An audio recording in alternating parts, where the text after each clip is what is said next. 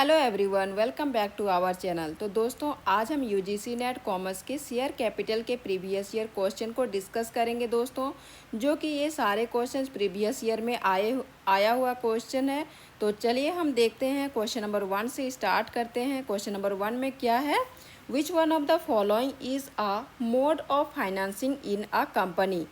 तो इसका first option है रिटेन्ड अर्निंग, सेकंड ऑप्शन है issue of shares, third option है trade credit and fourth option है बैंक ओवरड्राफ्ट। तो दोस्तों, इसका आंसर हो जाएगा इशू ऑफ शेयर्स। इसका आंसर क्या हो जाएगा, इशू ऑफ शेयर्स। इस क्वेश्चन में पूछा गया है कि क्या है, कंपनी फाइनेंस अरेंज कैसे करती है और कंपनी के पास लॉन्ग टर्म फाइनेंस का एक इम्पॉर्टेंट सोर्स होता है, जो क्या होता है, इशू ऑफ शेयर्स। ठीक है, अब आते हैं क्वेश्चन नंबर 2 पे। Equity shares differ from preference shares in respect of. Option number A में है rate of dividend, option B में है वोटिंग राइट्स, ऑप्शन सी है priority in repayment of capital and option D है fixed rate of return. तो दोस्तों, इसका क्या आंसर हो जाएगा, voting rights, option number B. अब आते हैं क्वेश्चन नंबर 3 पे। The minimum number of members required to form a public limited company is. तो पब्लिक लिमिटेड में कितना मेंबर का रिक्वायर्ड होता है दोस्तों, मिनिमम। फर्स्ट ऑप्शन में है 2, सेकंड ऑप्शन में है 3, थर्ड ऑप्शन में है 7 एंड फोर्थ ऑप्शन में है 10। तो दोस्तों, इसका आंसर हो जाएगा option number C. Public limited company मतलब कंपनी के लिए मिनिमम कितना मेंबर्स का ज़रूरत होता है, तो 7 मेंबर्स का ज़रूरत होता है। अब आते हैं क्वेश्चन नंबर 4 पे। Debentures are issued by a company under which of the following. तो डिबेंचर्स किस में इशू करती है, कंपनी के कौन सा सेक्शन में। तो ऑप्शन नंबर ए है कंपनीज एक्ट 2013, ऑप्शन बी है negotiable instrument act 1881, partnership act C में है partnership act 1932 and D option है लिमिटेड लाइबिलिटी पार्टनरशिप एक्ट 2008।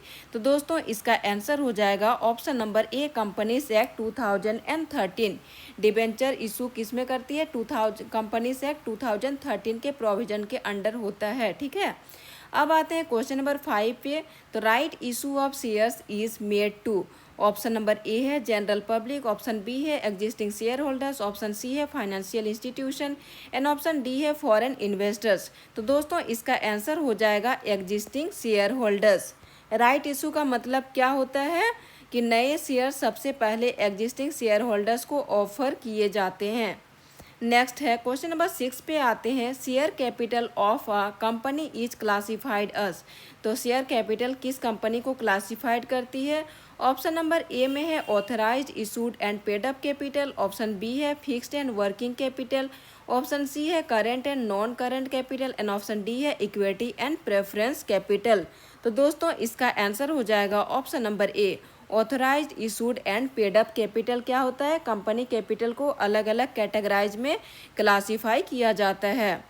क्या क्या, authorised issued capital, paid up capital, ये सब में। ठीक है, अब आते हैं क्वेश्चन नंबर 7 पे। At the time of winding up preference share holders are paid.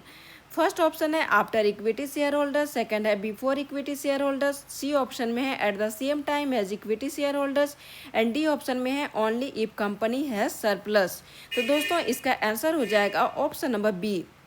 Before equity share holders में क्या होता है, कंपनी वाइंडिंग अप के टाइम प्रेफरेंस शेयर होल्डर्स को इक्विटी शेयर होल्डर्स से पहले ही पेमेंट की जाती है। नेक्स्ट है question number 8।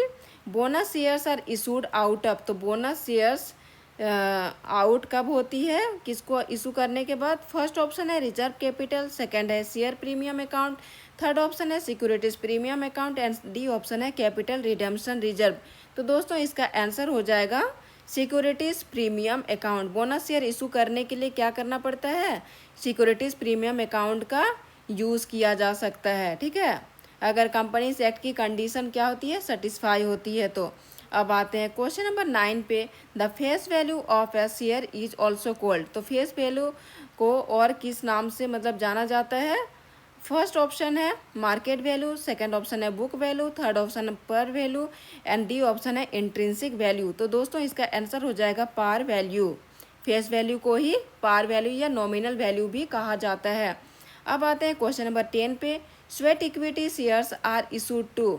Option number A है इन्वेस्टर्स, ऑप्शन बी है directors and employees for their services, option C है गवर्नमेंट्स एंड ऑप्शन डी है क्रेडिटर्स। तो दोस्तों इसका आंसर हो जाएगा option number B, directors and employees.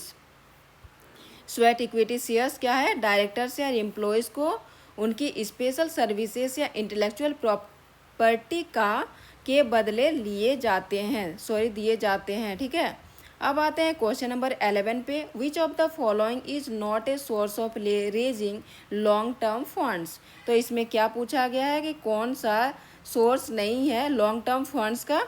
तो ऑप्शन ए है issue of shares, option B है पब्लिक डिपॉजिट्स, ऑप्शन सी है issue of debentures and option D है रिटेन्ड अर्निंग्स। तो दोस्तों इसका आंसर हो जाएगा option number B, public deposit को लॉन्ग टर्म फंड का क्या होता है, रेगुलर सोर्स नहीं माना जाता, और इसीलिए option number B is the right answer. अब आते हैं क्वेश्चन नंबर 12 पे। Zero coupon bonds are redeemed at. तो जीरो कूपन बॉन्ड्स किस में रिडीम होता है दोस्तों। ऑप्शन नंबर ए है फेस वैल्यू पे, ऑप्शन बी है डिस्काउंट वैल्यू पे, ऑप्शन सी है इशू प्राइस पे, या फिर ऑप्शन डी मार्केट वैल्यू पे। तो दोस्तों इसका आंसर हो जाएगा फेस वैल्यू। अब आते हैं question number 13। The term authorised capital means. तो ऑथोराइज्ड कैपिटल का क्या मतलब है दोस्तों। ऑप्शन नंबर ए है capital actually paid by share holders, option B है maximum capital that the company is authorised to issue, option C है minimum capital required to start business, and option D है capital reserve for employees. तो दोस्तों इसका answer क्या होगा, option number B, maximum capital that the company is authorised to issue. Next है question number 14। Which of the following gives voting rights to the share holders. Option A है preference shares, option B है equity shares, option C है debentures, and option D है bonds. तो दोस्तों इसका answer हो जाएगा option number B, equity shares. Voting right सिर्फ इक्विटी शेयर होल्डर्स को ही मिलते हैं। और आज के लिए लास्ट क्वेश्चन नंबर 15 है दोस्तों। Buy back of shares can be made out of. Option A है करेंट एसेट्स, ऑप्शन बी है free reserve and securities premium account, option C है proceeds of new issue of shares, and option D है borrowed funds. तो दोस्तों इसका answer हो जाएगा option number B, free reserve and securities premium account. Buy back shares free reserve या securities premium account से ही किया जा सकता है, ठीक है। ओके फ्रेंड्स, तो आज के लिए इतना ही। और दोस्तों अगर ऐसे ही PYQ आपको यूज़फुल लगे मेरी ये PYQ, तो वीडियो को लाइक करिए और चैनल को सब्सक्राइब करिए और बेल आइकन ज़रूर प्रेस करिए। ओके दोस्तों।